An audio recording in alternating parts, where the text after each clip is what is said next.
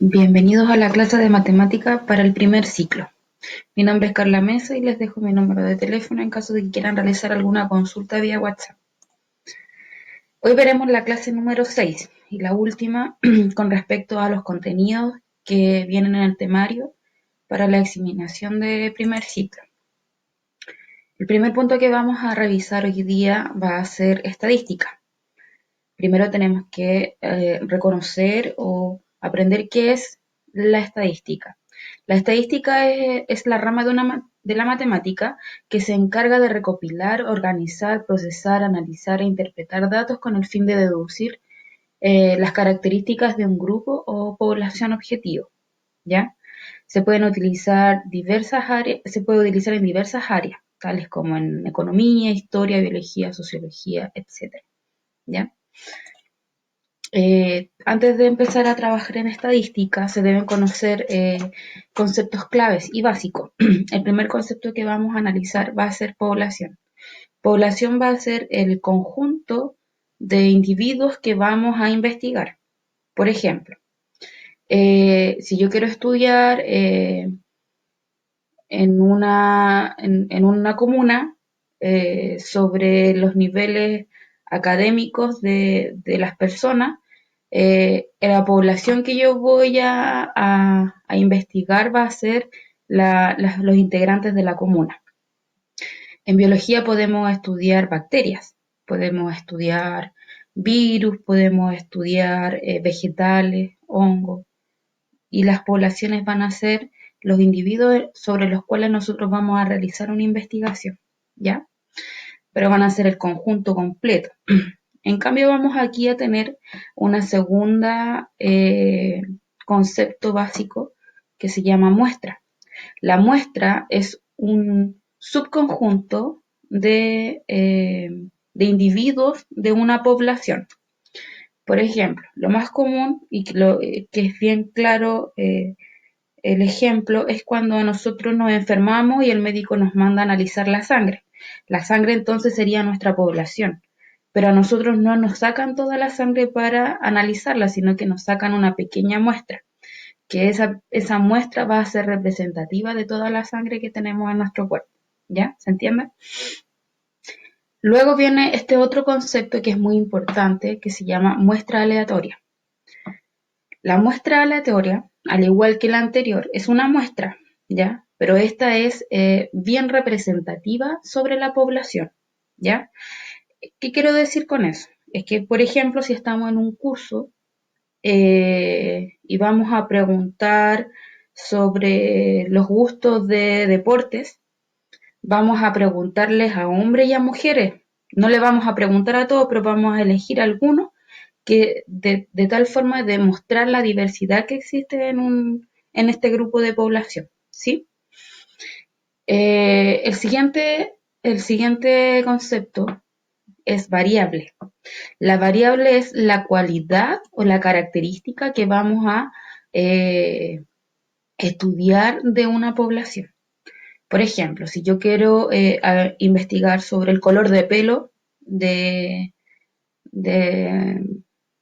las usuarias de una peluquería, entonces la variable va a ser el color de pelo. Nuestra población van a ser las usuarias de la peluquería. ¿Se entiende? Finalmente, y el último concepto que vamos a hablar es sobre el dato. El dato es el valor particular de cada variable. Es decir, por ejemplo, volviendo al ejemplo de los colores de pelo de las usuarias de una peluquería, eh, el, el, dato va a ser que, no sé, es rojo, es café, es negro, etcétera, etcétera. Esa va a ser la información tal cual. La variable es el color de pelo y el dato van a ser los tipos de colores, ¿sí? Es como lo más particular.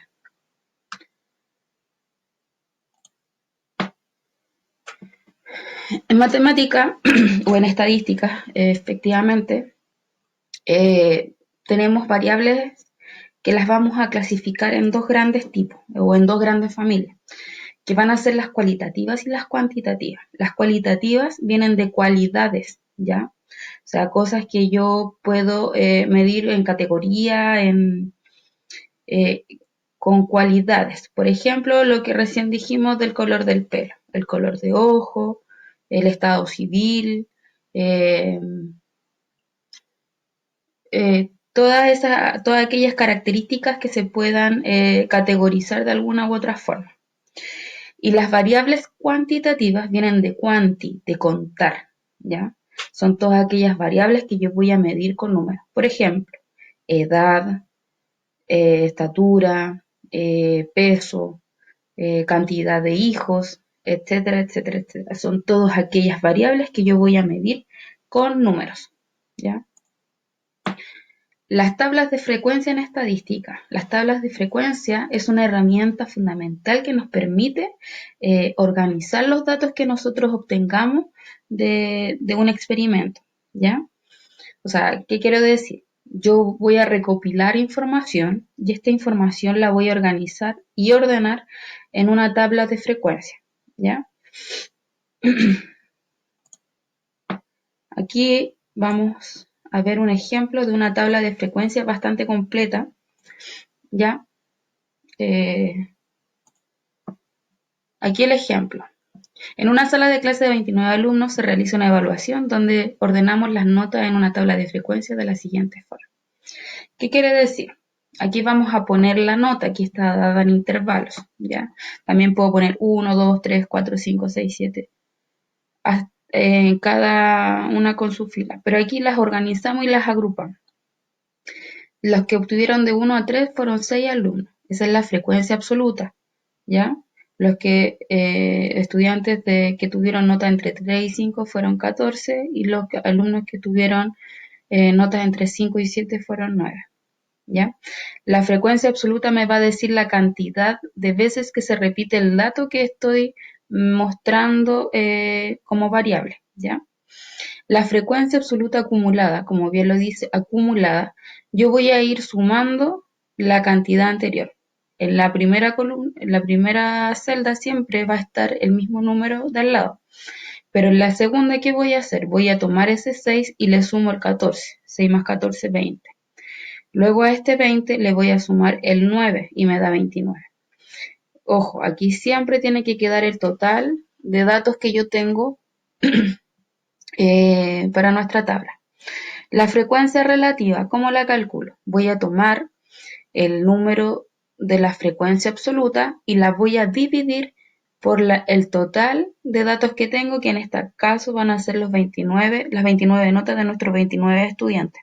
Por lo tanto, 6 dividido en 29 me va a dar 0.2. La frecuencia relativa siempre van a ser números entre 0 y 1. La frecuencia relativa acumulada, al igual que la frecuencia absoluta acumulada, vamos a ir sumando la frecuencia relativa anterior, ¿ya? Siempre la primera se mantiene y la segunda va a ser 0,5 más 0,2 me da 0,7. 0,3 más 0,7 me da 1. Aquí siempre tiene que dar 1. La frecuencia relativa porcentual, esto es más práctico para poder analizar nuestra información, ¿ya? Porque cuando hablamos de probabilidad, que es de entre 0 y 1, es más fácil analizar a través de porcentaje, ¿ya? ¿Cómo yo voy a calcular el porcentaje? La frecuencia relativa porcentual, voy a tomar la frecuencia relativa y la voy a multiplicar por 100, porcentual, por 100, ¿ya? 0.2 por 100 me da 20, 0.5 por 100 me da 50 y 0.3 por 100 me da 30. ¿Qué quiero decir con estos porcentajes? Que el 50% del curso tuvo notas entre 3 y 5. El 20% del curso tuvo notas entre 1 y 3. Y tuve un 30% de estudiantes con notas entre 5 y 7. ¿Se fijan? Así, esto es un dato que nos permite analizar de una forma más práctica la información que nos pueden estar entregando. Y la frecuencia relativa acumulada porcentual o la frecuencia relativa porcentual acumulada va a ser lo mismo que hicimos las anteriores acumuladas. Voy a tomar el porcentaje anterior, siguiente y lo voy a sumar, ¿ya? Mantengo el primero siempre. El segundo va a ser 50 más 20, 70. 30 más 70, 100. Una vez que nosotros tenemos nuestras tablas de frecuencia, podemos organizar esta misma información, que también es otra herramienta muy práctica, son los gráficos. Aquí más o menos les muestro los tipos de gráficos que existen, los de barra, histograma, pictograma, circular o de pastel y polígonos de refrecuencia. Los más utilizados son los de barra y los de torta o circular. Aquí vamos a hacer un pequeño resumen de cómo, esto es recordar más que nada, cómo construir un gráfico de barra. Primero tenemos que organizar, si se fijan acá, en un gráfico de barra tenemos que tener dos ejes principales, ¿ya? El eje Y y el eje X, que es el horizontal, y el eje Y es el vertical. Entonces, ¿yo qué voy a hacer? En el eje Y, que es el horizontal, voy a ubicar mis variables. Y en el eje Y voy a ubicar la frecuencia absoluta. Y luego voy a graficar. Los invito a resolver la guía número 10 de matemática. El segundo punto que vamos a analizar ahora va a ser probabilidades. ¿Qué es la probabilidad? La probabilidad se refiere a la mayor o menor posibilidad de que ocurra un suceso, ¿ya? Nos permite medir la certeza o la duda de que algo ocurra, ¿ya? Siempre la probabilidad se va a medir entre 0 y 1, ¿ya? La probabilidad siempre va a ser un número decimal entre 0 y 1. Si es 0, significa de que el suceso no va a ocurrir bajo ninguna circunstancia. Y si es 1, es porque este va a ocurrir en una totalidad y muy segura, de forma muy segura. Si me dice 0.5, eso significa de que está a la mitad, que tiene tanta posibilidad de que ocurra y tanta posibilidad de que no ocurra. Aquí hay un ejemplo, dice, lanzar un dado y que salga un número, que salga el número 1, ¿ya? Todos conocemos un dado, tiene 6 caras, entonces, y va del 1 al 6. Entonces, la probabilidad de que me salga 1 al lanzar el dado va a ser 1 sobre 6, o 1 dividido 6. Y eso me da 0,16 periódico.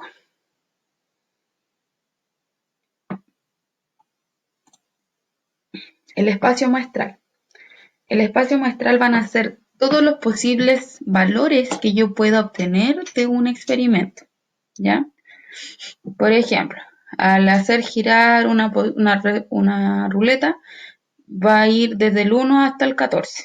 Entonces, este va a ser mi espacio muestral y que se va a representar siempre con esta letra griega llamada omega, y tenemos que escribirlo entre corchetes porque es un conjunto. Si lanzamos dos monedas al aire, tenemos 4 posibilidades. Que me salga cara a cara, cara sello cara y sello. Al lanzar 2 dados, chuta, aquí me faltó, pero son 36 cosas que tengo que poner. La regla de Laplace, una de las reglas más básicas de la probabilidad, que es muy útil y que es importante que la aprendan, ¿ya? La probabilidad, la regla de Laplace, ¿qué nos dice? Nos mide la probabilidad de que ocurra un suceso, ¿ya? ¿Cómo yo voy a utilizar? Esto dice que voy a dividir, porque esta es una división cuando yo tengo una raya fraccionaria, voy a dividir en los casos favorables por el total de los casos. Recuerden que los números que nos deben dar siempre van a ser entre 0 y 1. Si están fuera de ese rango, significa de que algo hicimos mal. La probabilidad de lanzar un dado y que el número sea par, lo vamos a medir, ¿ya? Entonces la probabilidad, los casos favorables, primero tenemos que saber, tenemos nuestro espacio muestral, que va a ser 1, 2, 3, 4, 5, 6. Los casos favorables van a ser los que sean los números pares, o sea, el 2, el 4 y el 6. Serían 3 números de 6. Entonces yo tomo el 3 y lo divido por 6. 3 que son los casos favorables y 6 que son el total de los casos, y eso me da 0,5. Por lo tanto, la probabilidad de lanzar un dado y que éste sea par es de 0,5. Les invito a resolver la guía número 11. Y recuerden que cualquier duda, cualquier consulta la pueden realizar vía WhatsApp. Que les vaya bien y que aprendan harto.